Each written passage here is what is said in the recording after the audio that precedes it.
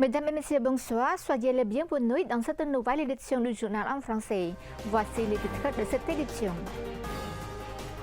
Sa Majesté le Roi réaffirme l'engagement du Cambodge en faveur du déminage à l'occasion de la Journée nationale de sensibilisation aux mines. Réunion annuelle du ministère du Plan.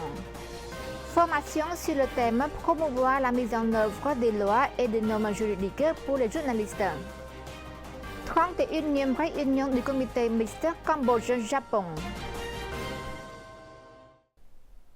Sa Majesté le Roi Norodom Sihamoni Wadyuwayom du Cambodge a réaffirmé l'engagement ferme du Cambodge en faveur du déminage et du soutien aux victimes des mines à l'occasion du 27e anniversaire de la Journée nationale de sensibilisation aux mines célébrée le 24 février sous le thème Ensemble pour les personnes déplacées et des communautés sûres. Dans son message royal publié lundi, le souverain a souligné l'importance de renforcer la sensibilisation du public face aux dangers des mines terrestres et des munitions non explosées, UXO. Il a rappelé que des décennies de conflits avaient laissé de vastes zones du pays contaminées par des engins non explosés, causant de lourdes pertes humaines, entravant le développement national et faisant des dizaines de milliers de victimes parmi la population cambodgienne.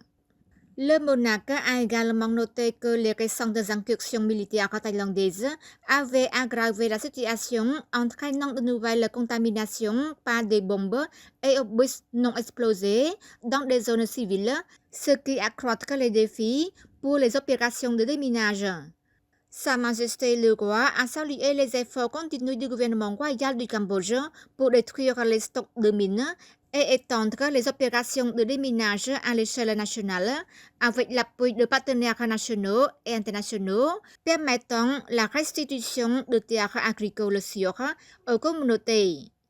Le monarque a aussi exprimé sa profonde reconnaissance envers les institutions concernées, en particulier les centres d'action contre les mines, et a appelé les gouvernements amis, les organisations nationales et internationales, ainsi que les bailleurs de fonds à poursuivre le soutien au programme de déminage, de dépollution des UXO et d'assistance aux victimes. Le ministère du Plan a organisé sa réunion annuelle pour faire le bilan des travaux de l'an dernier et fixer les objectifs de l'année à venir. La réunion annuelle du ministère du Plan s'est tenue le matin du 23 février 2026 sous la présidence de son Excellence Ban Trachai, ministre du Plan. Dans son discours d'ouverture, son Excellence Ban Trachai a déclaré que cette réunion offre à nous l'occasion d'examiner ensemble les progrès, les activités et les réalisations accomplies dans les domaines de la planification des statistiques de la population et du développement ainsi que les défis rencontrés au cours de l'année écoulée. Elle nous permet également de définir les principales priorités pour la poursuite des travaux afin de contribuer à la mise en œuvre de la stratégie pentagonale phase 1 du gouvernement royal pour la 7e législature de l'Assemblée nationale dans le but de participer au développement socio-économique durable et inclusif en vue d'atteindre la vision Cambodge 2050. À cette occasion, son Excellence le ministre a également souligné que le ministère du Plan joue un rôle essentiel en tant qu'organe d'état-major du gouvernement royal chargé de diriger et de coordonner l'élaboration du plan stratégique national de développement du programme d'investissement public triennal glissant, de l'identification des ménages pauvres et vulnérables, de la promotion de la nutrition, ainsi que de la mise en place et de la gestion du système national de données et de la production et diffusion des statistiques nationales dans les principaux domaines, notamment démographie, santé, économie, affaires sociales et agriculture. Ces travaux servent au ministère, institutions et parties prenantes pour l'élaboration de leur plan de développement ainsi que pour le suivi, le contrôle et l'évaluation sectorielle. Le ministère intervient également dans les domaines de la population et du développement afin de contribuer à la mise en œuvre de la stratégie pentagonale phase 1 de l'agenda 2030 pour le développement durable et du programme d'action de la conférence internationale sur la population et le développement. Par ailleurs, la stratégie pentagonale inclut également des priorités pour le ministère du Plan concernant la coordination des travaux liés à l'optimisation du dividende démographique et au renforcement de la résilience démographique. Son Excellence a ajouté que le gouvernement royal pour la 7e législature de l'Assemblée nationale a lancé la stratégie pentagonale phase 1 sous la devise croissance, emploi, équité, efficacité et durabilité en mettant l'accent sur 5 priorités clés, les personnes, les routes, l'eau, l'électricité et la technologie numérique. Dans cet esprit, le ministre a appelé l'ensemble des participants à la conférence à examiner attentivement et à débattre de manière approfondie des réalisations de l'année 2025 ainsi que des défis rencontrés afin d'identifier des solutions appropriées et de définir les orientations pour 2026 avec proactivité et efficacité. Le ministère de l'Information a organisé un cours de formation de 3 jours du 23 au 25 février sur le thème promouvoir la mise en œuvre des lois et des normes juridiques pour les journalistes. Ce cours de formation vise à mener à bien des travaux et promouvoir l'ordre du journalisme et de la diffusion avec qualité et sécurité. Le comité de développement du capital humain du secteur de l'information et de l'audiovisuel du ministère de l'Information a organisé une formation sur le thème promouvoir la mise en œuvre des lois et des normes juridiques pour les journalistes à l'intention des fonctionnaires du ministère, des représentants des ministères, des institutions étatiques et des journalistes pendant 3 jours du 23 au 25 février 2026 au ministère de l'Information. La formation s'est déroulée sous la présidence de Son Excellence Chung Kosol, secrétaire d'État, représentant de Son Excellence Ngnet Phetra, ministre de l'Information. Cette formation vise à partager l'expérience, les connaissances et la compréhension des lois relatives au secteur des médias et de l'audiovisuel et à sensibiliser les cycles professionnels, la responsabilité et au respect de la loi afin de promouvoir un journalisme et une diffusion de qualité et sûre.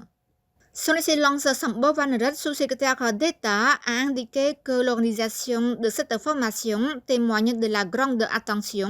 portée au développement des compétences et à l'amélioration des normes professionnelles dans le secteur de l'information. Ce cours de formation de 3 jours est axé sur des thèmes d'apprentissage clés, notamment règlements extra-institutionnels des différends dans le secteur des médias, charte professionnelle du journalisme, lois et réglementations pertinentes, histoire du journalisme au Cambodge, prévention des fausses informations, rôle et responsabilité des journalistes. Son Excellence Chung Kosol a déclaré que cette formation est essentielle pour renforcer les institutions d'information et leur permettre d'opérer dans le respect du droit, de l'éthique et des objectifs de développement national. Il a souligné que le secteur de l'information est un partenaire important du développement du pays, non seulement en tant que moyen de diffusion de l'information, mais aussi comme un outil de sensibilisation, de renforcement de la confiance et de maintien de la stabilité sociale. Le matin du 23 février 2026, au siège du Conseil pour le développement, Son Excellence Thipoti, secrétaire général du Comité d'investissement du Cambodge, du Conseil pour le développement du Cambodge CDC, et Son Excellence Ueno Atsushi, ambassadeur du Japon au Cambodge, ont présidé la 31e réunion du Comité mixte Cambodge-Japon. La réunion a rassemblé des représentants des ministères et institutions concernées de l'Association des entreprises japonaises au Cambodge, JBSI, de l'Agence japonaise de coopération internationale JICA, de l'Organisation japonaise du commerce extérieur JETRO et des représentants d'entreprises japonaises ayant des activités d'investissement au Cambodge, soit un total d'environ 200 personnes présentes en personne et en ligne. Dans son discours d'ouverture, son Excellence le secrétaire général a exprimé sa profonde gratitude au gouvernement et au peuple japonais pour le soutien indéfectible au gouvernement royal et au peuple cambodgien à toutes les étapes de leur développement socio-économique. Il a notamment souligné qu'au cours des 30 dernières années, le Japon est passé du statut de principal donateur à celui de partenaire économique majeur, mobilisant et promouvant sans relâche les investissements directs japonais au Cambodge. Dans le même temps, il a rappelé le contexte de ce mécanisme de dialogue établi depuis 2009 et certaines des tâches importantes qui ont été menées conjointement afin de relever les défis et d'améliorer l'environnement des affaires et des investissements au Cambodge. Dans le cadre de l'accord entre le Royaume du Cambodge et le Japon sur la libéralisation, la promotion et la protection des investissements signé le 14 juin 2007 par Samdech Techo Hun Sen, ancien Premier ministre, et son Excellence Shinzo Abe, ancien Premier ministre du Japon, est entré en vigueur en 2008.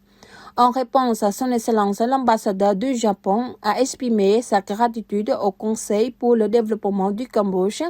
pour sa coordination constante et sa réactivité face aux demandes des investisseurs japonais.